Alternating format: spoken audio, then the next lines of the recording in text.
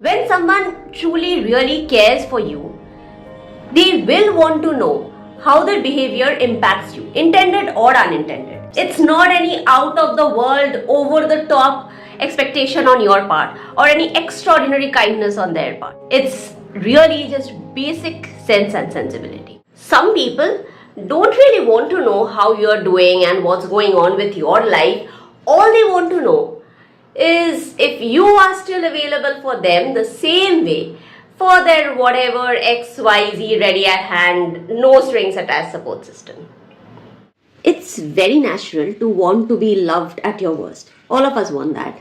But how fair is it to keep blaming people when we repeatedly slam the door at their face every time they knock and ask to enter, and then eventually blame them for no longer waiting at the door and finally going back home one day?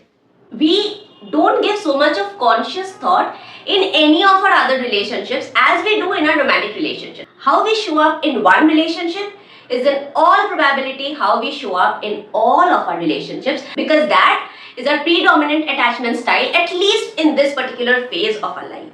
A woman is either your intellectual buddy for your emergency life support or some dumb sex object for your gratification and distraction, but never really a complete human being worthy of a complete human experience with another human, because that, by default, apparently is only a man's right, isn't it? Ghosting is the most disrespectful, the most hurtful thing anyone can ever do to you. But if you're thinking that if you could just do the right thing, they would not have ghosted you, there must have been 100 different times when you said the right thing, did the right thing, gave your all and beyond. And none of that was enough. None of the right things that you did was enough to make them respect you, to give you this one chance. One of the greatest ironies of life is that even the best of persons can terribly hurt you sometimes. And this includes ourselves as well. It's called being human. And that is why relationships across the board of all kind are fundamentally dependent on repair and reconnection, and not just being the best self, bringing your best self to the relationship. It is about bringing your most authentic self to the relationship, irrespective of what that authentic self looks like in which phase of your life. Busy is the easiest excuse in the book for not putting in the efforts for what you really want in life. I am not allowed the right to say no. How will I ever be able to listen to someone else saying no? Here's a quote from the Daily Stoic. No one is against you.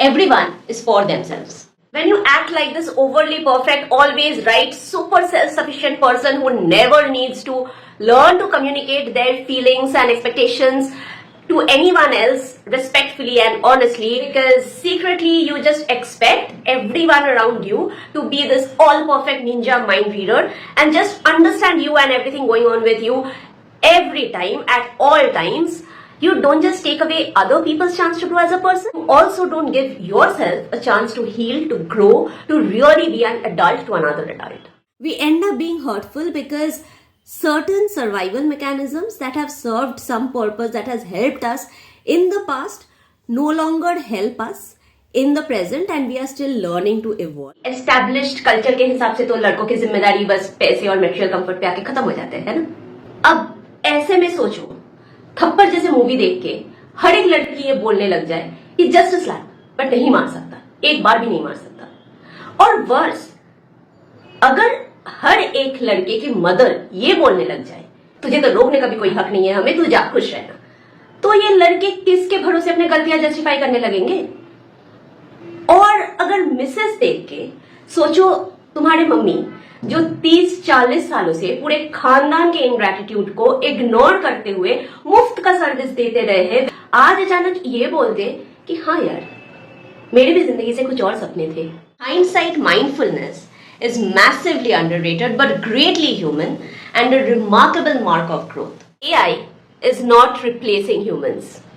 AI is holding up a mirror to show humans how far away we have managed to walk from the basic, the very fundamental sentiments of humanity. Hurt people do not hurt people. Hurt people learn to apologize and actually mean it. Hurt people learn to come back with changed, better behavior. Are you responding to this person in front of you today in the present life situation? Or are you still reacting to your past? There's a time to be the main character, and there are a zillion other times to be the side story. In fact, it is only in the very limited list of personal aspirations and life goals that you get to be the main character. And by all means, live it to the best of your abilities. Explore your highest potentials, enjoy calculated risk, take chances, do it all. Go all out on it. And in every other situation, relationships, work projects that you happen to be a part of, be the side story. Be who you need to be for them, because in that context, they are the main character. It's not always your story, it's not always about you, you are not always the protagonist, and that is such a liberating thought.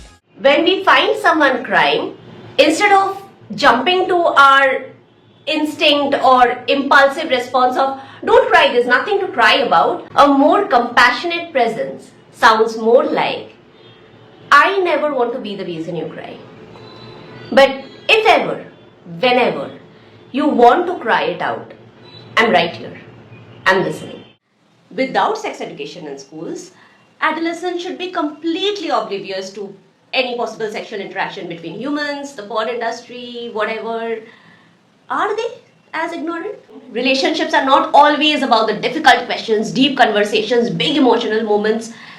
Life, human behavior, relationships occur on a spectrum, as I keep saying time and again. For a relationship to be practically sustainable, it's really important that the life story that you envision for yourself and the overall life story that the other person wants to experience needs to be in some form of an alignment and needs to have certain relevant overlaps so that both of you can experience the freedom of growing as a person as well as simultaneously taking the relationship forward. Till the time you are willing to at least try to completely accept yourself, anyone else who accepts you completely, meets you just where you are at life, won't really be very acceptable to you. Loving someone for who they are today, accepting them for who they are today, understanding their past struggles, the difficulties that they are going through right now in their life, none of that is the equivalent of allowing their hurtful behavior to continue without asking for accountability. That is not empathy. That is called being an enabler. That is enabling, empowering someone to continue being hurtful and never really giving them a chance to grow as a person. Just because something is an expected part of the job does not make it a very acceptable part of the job, and just because it's an obvious flip side of the profession of your choice does not make it any less worthy of understanding and compassion from the people around. Responding to male victimization with facts and stats of female victimization and female criminality, as well as responding to female victimization with facts and stats of female criminality or women filing false cases, none of it reflects true compassion, and none of it helps with finding real solutions to the crimes and difficult human behavior that we are all struggling to deal with. तो ये question valid तो है, but on second thoughts कुछ ज्यादा नहीं सोच रहे हम. मतलब सच्चाई देखो, तुम जनरेशन एक्स वाई जी खत्म हो गए, जेन अल्फा जन्म लेने लग गए, 3 जनरेशन तक 70% लड़के पैसे कमाने से एक कदम आगे बढ़ के घर के 2 काम ढंग से नहीं सीख पाए. हम क्या सोच रहे हैं कि 2 घंटे की मूवी से ये क्या सीख लेंगे? इतना टेंशन मत ले बहन. Cannot live with this hope that one fine day you will wake up and magically find equality sprinkled over the world like rain on a hot afternoon. And when I say equality, I mean equality based on gender, caste, religion, race, socioeconomic background, whatever. It is for the people affected to bring about that change for themselves, and most importantly, without crossing over to the point of revenge and turning into the abusers in the first place. It is always possible to use AI for the smart work without skipping the hard work. Just because something is a trend, you don't need to jump on the bandwagon. My question for you: why is everything female a slang and everything male somehow equal to a compliment? Why is a woman compared to a man somehow a compliment? And why is a man compared to a woman somehow an insult? Reservation is the unwanted consolation prize. It's not exactly bestowing equal rights. Human behavior is human behavior. There is no such thing as masculine behavior and feminine behavior. When it comes to behavior, behavioral science will tell you that human behavior occurs on a spectrum, and the same behavioral patterns can be exhibited by both men and women in the society. However, yes, we do have specific behavioral patterns which are way more commonly exhibited by men, and there are behavioral tendencies that is way more commonly seen in women, all thanks to gender stereotypes and mostly patriarchal social conditioning that both men and women are subjected to right from childhood. But if someone is only communicating that I didn't even realize that it could be hurtful to you because in my mind, this is how it was and this is how I meant it, that is not gaslighting. That is someone asking you to understand what it means to them and from where they are coming from. That is actually what communication and conflict resolution looks like. Human beings are messy. Human beings are imperfect. Human behavior occurs on a spectrum. And all of us, every single human being, we are all 1,000 different shades of grey even on our best of days. And equally true is the fact that you have the permission to set healthy boundaries. You have the permission to stick to the non-negotiables in your life. You have the permission to make value-based decisions and decide, consciously choose what you want to allow and not allow in your life.